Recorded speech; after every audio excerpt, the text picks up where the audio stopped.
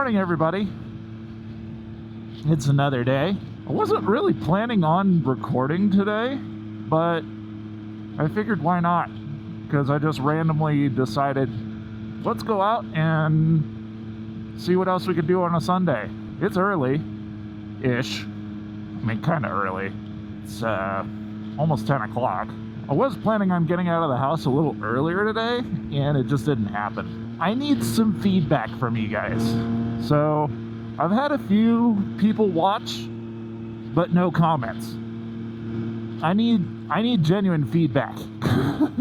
I need to know if this is just a total waste of my time, or if y'all are enjoying this, or if we need to talk about anything in particular. For instance, the way that I ended the video last, yesterday's video, the way that I ended that, it felt kind of awkward just simply because I thought I had a tagline that might work, but looking back at it, I'm like, not super happy with it, not super sold. I don't know. I feel like it needs to kind of come organically. It kind of felt that way, but not really. So, yeah, some feedback on that would be awesome. I also need to figure out what's going on with this microphone. I've tried a bunch of different things with it, and I'm not totally happy with the audio quality. It's not as crystal clear as I'd like it to be.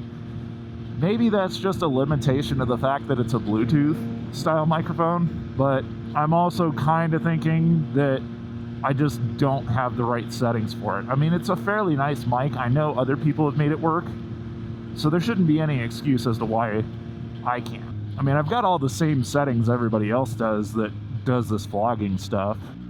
I also have my earplugs in today, as opposed to yesterday afternoon when I forgot them because I was just not paying attention to what the hell I was doing. Oh, damn. You know what I just realized? I was going to change the settings on the camera to the widescreen format, and I haven't done that. I need to find a spot to pull over. Because what I've been doing, so I've been using this new software to edit the videos, and it's doing great. Like, it's much, much better than what I was using. But I'm having to scale the video because it's shooting in 4:3 rather than 16:9. And YouTube typically displays 16:9 the best.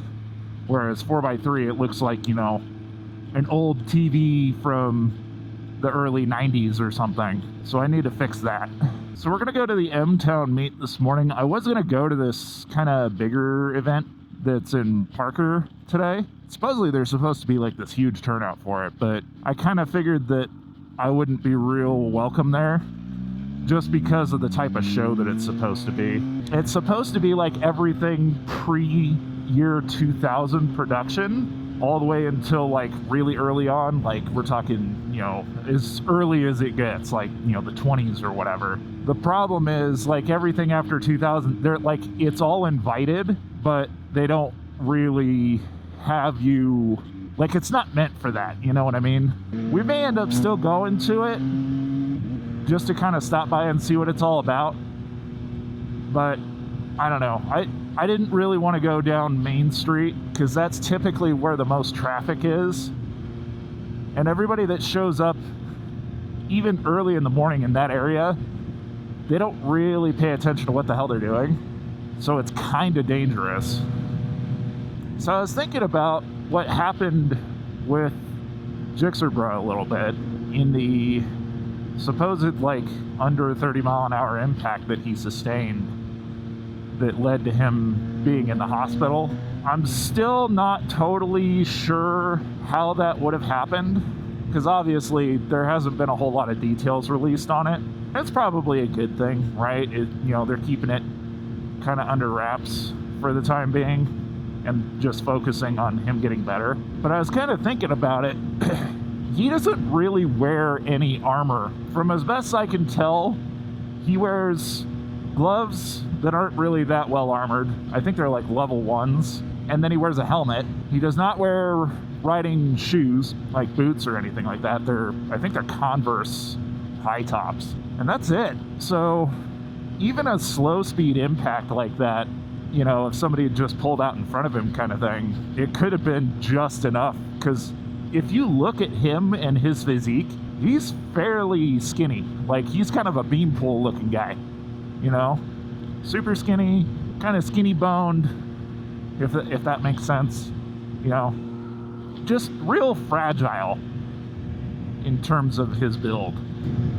Which there's nothing wrong with that. I mean, obviously he's strong enough to whip around some pretty serious bikes. But at the same time, if you compare like his physique with somebody like Fastlane D, for instance, I mean, Fastlane D, that dude, he got into a pretty nasty wreck, and all that really happened with him, other than a little bit of road rash, was a screwed up leg. I think it was like an ankle. And he wasn't really wearing much gear either, and that was like a highway accident. The difference between people being able to survive different types of impacts and accidents, it's all very, very highly dependent and situational on not only the bike, but the circumstances of like the car, if there is a car, the rider themselves, and like their size and build. There's a lot that comes into play. It's really hard to judge how all that would work out. And I just realized I still haven't stopped to fix the scaling of this video. I need to find a spot and just do it. I don't know how long it's going to take me. It shouldn't take me that long, like maybe, I don't know, 30 seconds. Fortunately, this DJI is actually fairly easy to work with. I'm just really upset at the fact that DJI is like basically getting banned from staying here in the US. I still don't really know what's going on with that. I need to do some more research on it. All I know is that like the drone guys are freaking out. And I can't blame them. I mean, those are expensive drones, and they're nice. I've seen them in action. They do a great job. Maybe I'll go into this neighborhood. Oh boy, the church lot just opened up.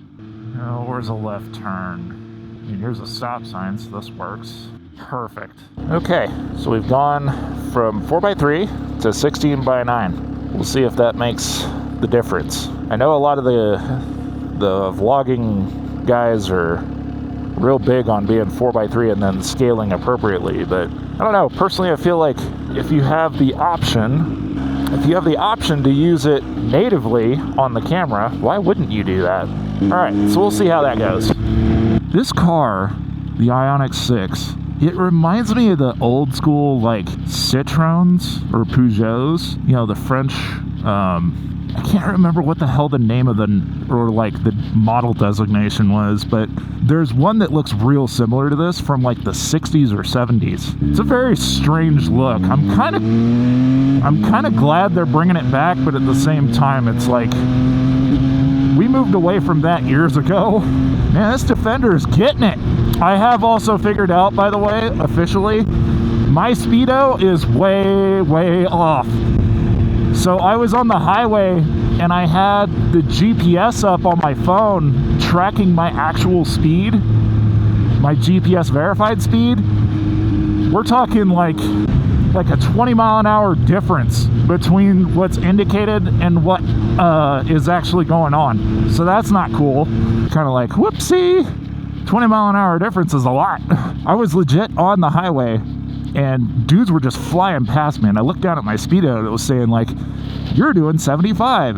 And in reality, I looked down at my phone and it said I was doing like 57 or 58. It was so off. I'm like, oh no. I mean, I guess that's a good thing, right? It keeps me in check in terms of my speed a little more, but to be that far off, that's not good. Because I have no idea in reality if I'm actually keeping pace with traffic like I should be. So that'll definitely need to get calibrated and fixed when this thing goes in for its initial service, which we're getting closer. 407 miles on the odometer officially as of right now, which is great. Also kind of frustrating because I feel like potentially that might not be reading correctly since my speedo's not reading correctly now. The amount of building that is going on around this area and just Denver in general for housing and apartments and condos is kind of excessive. Like, just the sheer number of buildings they keep putting up. Like, I get why they're doing it, but at the same time, I feel like we don't have the actual community size to justify it. Granted, there's a lot of people here now that weren't here, 10 plus years ago, but when you've got that many types of buildings and living spaces for people, like, it's a great thing in terms of, like, yay, we're giving people options and it should drive the cost down, but it's also excessive to the point where it's like, okay, we've got all this space for all these people that don't exist, not here anyway. Really, really, really needed to have. I don't want to pass all these people. So I had this discussion not that long ago, I feel like, but this lane filtering thing in Colorado that's legal, the rules behind it are kind of goofy in my opinion. All the vehicles have to be completely stopped. You can only pass on the left. But then, like, when you're in a situation like this, there's like kind of some general leeway, I guess, where you can kind of go in between the two. But the problem is, like, almost every motorcyclist that I've seen lately that's been doing it, they'll have somebody that gets just like super upset at the fact that you're passing them, and then they'll try to, like, assert their way ahead of you and then get into this pissing contest of like, no, I'm first. It's like, dude, motorcyclists not being in traffic frees up extra space. Like, think about it. If you have a smaller vehicle taking up basically as much space in traffic as a car would, and you could literally get them filtered out of the way so that they're not in the way and they're not taking up that space, why are you getting upset at the fact that they're literally just trying to get out of the way? It's not a race, people. Ryan F9 literally actually just had a video on this talking about, unless literally the motorcyclist is like going to your house or your destination and potentially beating you there, which is extremely unlikely, there's no reason for you to get into a pissing contest with them about it. And yet still people get upset about it. It doesn't make any sense. It really doesn't. There should be no need for people to get upset about a bike literally just getting the hell out of cars' way. And yet still people do. Why would you sit here and debate moving over when you've had that lane space this whole time? I'm gonna do this because it is silly not to. Let's see if I get run over for it. Amazingly, I didn't get run over. Yay me. Please don't cut in front of me. Thank you. Alright, we are pretty much here. Let's see what the turnout looks like. Not great. Hardly anybody here, so that's fun. Huh. Well, I guess I'll stop and get coffee and see what I do from here. 10:20. Interesting. Okay, we'll figure out what we're doing and then pick back up here in a minute. Welcome back, everybody. It was not a turnout at all here. I don't know if it's just simply because nobody really posted about it. Usually people show up regardless, but it could also just be the fact that the weather is kind of shitty right now. I don't know. Personally, I think it's comfortable, but is what it is. Stopped for some coffee, chatted a little bit with the guys that were there, but ultimately not really the turnout that I was expecting. And I thought more about the event that's in Parker right now and got to looking at it a little closer. It's a rockabilly style event, so it could be kind of cool to go check out, but again, definitely not something that you bring an Italian sport bike to, if that makes sense. Oh, look at all the MSF guys trying to learn how to become real motorcyclists.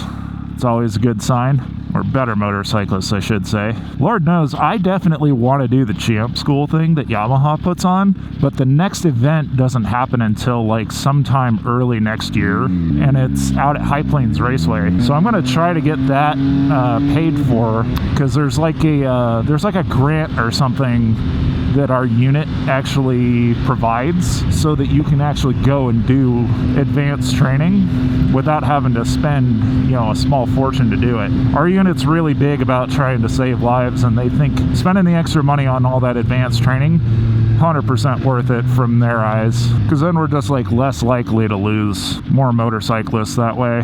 And I agree with them. It's a good thing.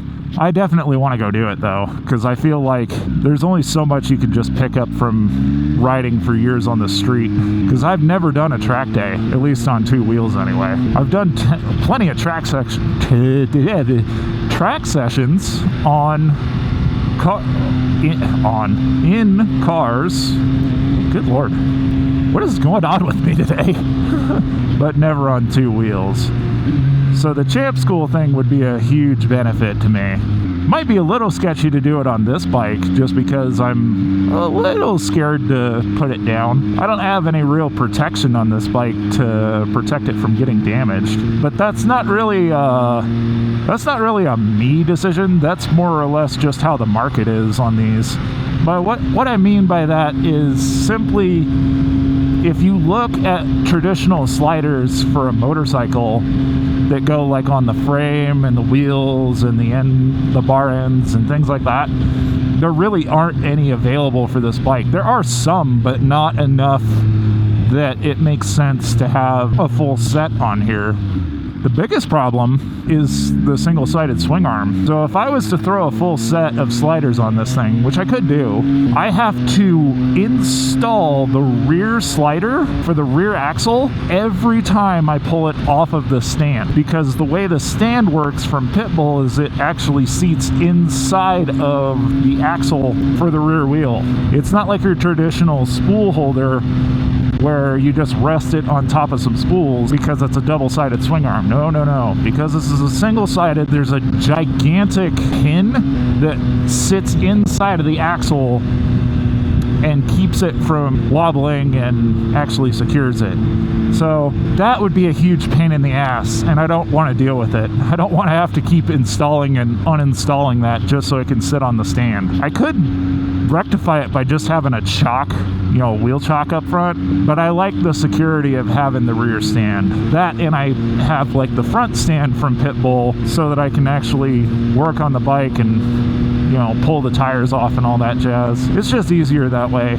I don't want to deal with constantly remove and reinstall sliders, especially if I'm not really going to need them. Now, if I dump the bike, I might have a different opinion on that, but I'm not planning on doing that, so I feel like I've done enough seat time on motorcycles now, especially on the street, that I don't really feel the need to have that much protection. Just trying to think of like what else I need to be doing today, because the wife went off to some kind of brunch this morning for a friend. I don't know what's going on. I think it's like a housewarming brunch or something like that. So I'm debating whether or not I really want to go to this Main Street thing. Yeah, screw it. I got nothing else really going on today. Why not? It's one thing I wasn't really looking forward to was driving down this damn road.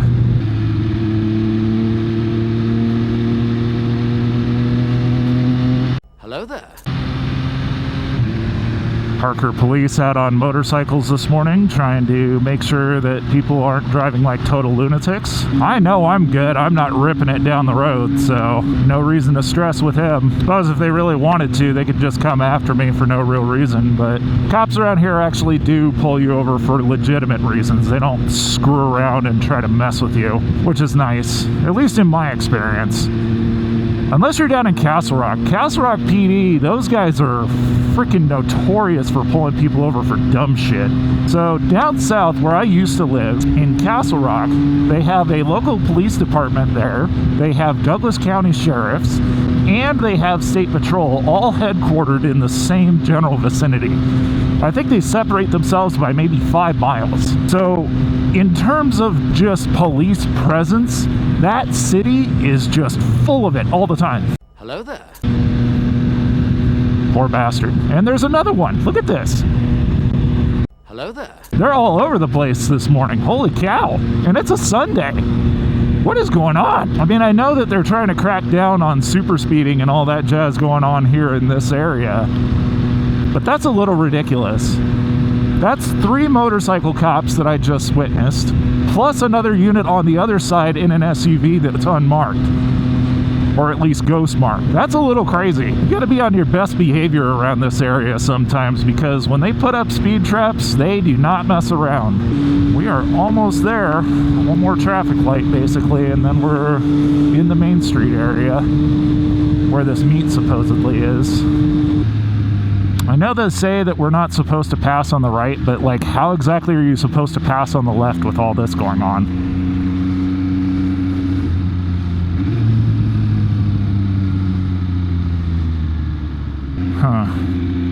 Well, there's only one way for you people to go. I don't really understand why this is such a big deal. It says do not enter. Guess we'll go around and see if we see anything, or if we can even pull up. It looks kind of like this whole area is just like closed off. I think I see stuff down there, but it looks like it's all pretty well blocked. This is probably one of those kind of meets that, like, once you're parked, they won't let you go anywhere, even if you're on two wheels. What is going on here?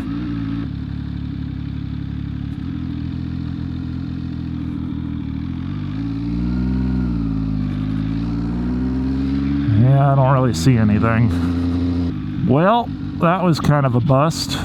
Oh well, at least we went and we figured out that it was not worth our time. It's like most things in Parker. All the events that they host down here, all the locals are really good about showing up to it that live in this area. But if you're trying to go to it as an outsider, forget it. They barely have enough space for all the locals as it is, especially when they host it in the Main Street area. The Main Street area literally just gets so packed that it's almost like completely useless to try to go. They do this festival thing every year kind of in the summer. It's called Parker Days. It's basically like a big carnival kind of thing. It ends up becoming so loaded with people and traffic that like this whole area just becomes like unrecognizable because there's just no room to go anywhere or do anything. It's kind of a mess, to be honest. You'd think that they would host it in a different spot with more room, but they refuse to. They keep it the same spot every time because it's tradition.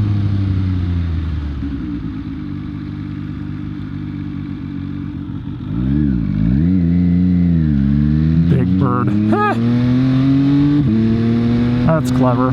I have weird opinions about the C8. So on the one hand, it's kind of cool that it's like your budget everyday kind of Ferrari, because it's, I mean, relatively cheap considering what you get for the money. The problem that I have with it, though, is at least the one that I drove. So bearing in mind, you can find this on my channel, but the one that I drove was on track in Vegas. As much as I wanted to love it, the problem that I had, especially in track mode, was the throttle response with it was just so dead. There was nothing. And the suspension itself was a little soft, which was kind of off-putting, honestly. So here's how it worked out, right? We got in the car and I'm thinking, great, this is exactly what I hoped it'd be. It's comfortable, it's got plenty of visibility, it sounds good, especially for a stock car. But the throttle response itself, the guy that I had, the instructor, was, you'll see it in the video, but he was telling me like 20, 40, 60, 80, you know, percentages of like how much throttle I needed to add for every area, because it's the first time that I'd been on that particular track. Not the first time that I've ever done the Dream Racing thing, but it was the first time on that track in particular. So I wasn't super familiar with where I was going. But every time he kept telling me to increase throttle position to add more throttle, I would do that, but the car wasn't reacting. Like, the throttle has zero linear feel to it. It's literally just almost like an on-off switch.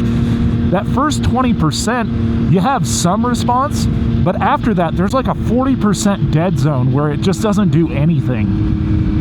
And that's super frustrating. If I had kept the throttle in like, I don't know, standard map perhaps, it might have been better, like comfort throttle.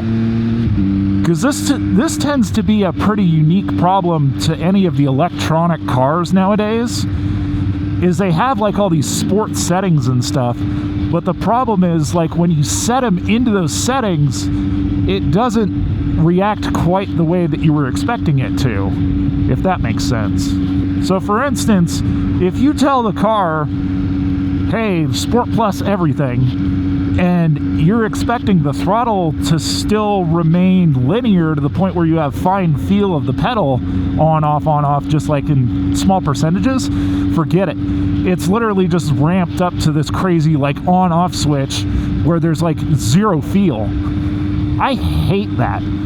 I want something that's very old school cable driven in terms of feel, that's very linear, so that way I can input just as much as I need or as little as I need. That's the problem I had with the C8. You didn't have that in track mode. And then again, with the suspension being what it was, I think it was Z51 packaged MagRide. Pretty sure it was MagRide. The shocks were so light in terms of like their compression dampening that when you went into a corner, it had like this crazy amount of body roll and then it would set. And I'm sure they did that by design, but I hate that. I want something that's very neutral and flat. So that way when you push on it, you know where the tire grip is because it starts squealing at you going like, what are you doing? Don't do that. It definitely didn't do that. It was really frustrating. Now you compare that with the Pista that I drove, and I mean, granted, the Pista is, you know, a $500,000 hypercar basically. The Pista was everything that I had hoped it would be, right? It was exactly what I wanted. And it was my first time driving an actual Ferrari. I'd never driven a real Ferrari up until that point. So my introduction to Ferrari was pretty wild. That's about as big of an introduction as you can get from a, you know, an Italian make like that. But again, it was exactly what I was hoping it would be. It was so beautiful. I loved the way that that thing responded. Everything about it was spot on. And that's what I had, you know, that's why I built Ferrari up into my head, so I wasn't disappointed by it. But again, you compare that with something like Lamborghini. The first time I drove in a Lamborghini, which was a Gallardo, like an 04 Gallardo, I think, maybe even 05. The Gallardo that I drove was an E-Gear. It wasn't that great. It was very numb. The way that it drove just wasn't that satisfying. Mind you, I drove it on the street, so, you know, it's not an apples to apples comparison by any means. But I definitely came away from that experience disappointed because it was one of those hero cars that I built up in my head and I just wasn't happy with. Hello there. Yeah, he's not turning around. We're good. The Audi R8 that I drove, conversely, which is largely the same car, or at least very similar, so much more fun to rip on. And granted, that was on track too, but still, the difference between that and the Gallardo was massive. They just drove completely differently. The Audi was so much more dialed in and so much more focused. The only problem with it, and this was partially a them problem, I had ripped on that thing so hard on the track, I actually smoked the brakes on it. And the instructors were actually very impressed. They'd never seen anybody do that, at least not recently. Now the McLaren that I drove, that was more like a tailored suit that you put on. It wasn't actually a car per se, as so much it was an experience and a suit that you just put on. You know, you don't get into a McLaren, you just put on the McLaren, if that makes sense. So anyway, back to the C8. It was a great car, great experience, but ultimately it just felt numb to me. I hope they kind of sort of solved that. It sounds like they did based on the limited conversations I've had with people that own them and have driven them, is the later years actually got better. I haven't experienced it, so I have no idea. Could be the truth, could be BS, I don't know. I'd be willing to give it another shot. The thing is though, I really liked my GTR that I had. It was an 09. Granted, I had it for the wrong reasons, right? I was trying to use it as a daily driver, and I think that's what ultimately kind of messed my head up on it. But every time I ever really ripped on that car, it was truly just amazing to drive, especially in the corners. It was such a weapon, like far beyond the capability abilities that I have as a driver, you could really just push that thing. But for everyday use, it was so overkill that it was literally almost numb feeling, to the point where it didn't really give you that sensation of just being truly amazing, even in the slow speed stuff. If it had been more fun down low, I would have really struggled to have let that car go. That said though, if it's a weekend toy or it's a fun car, it makes perfect sense because you're not getting numb to it. You know, you're ripping on it the little bit that you actually do go and ride it or drive it. So from that aspect, it's a lot of fun. I hope you guys enjoyed this little short video. I hope it's short. If you did, give me a like, comment, subscribe, any of the above. You know, the usual song and dance. We're gonna organically come up with a better outro. We have to, because right now what I have is just not that great. It's still early. It's still very early in this channel's life. We can grow together, maybe, if you guys like my content. If you don't, you know, see ya. Thanks for stopping by. Appreciated your time. But I'll catch up with you guys next time. Stay safe. I love you. Take care. Bye-bye.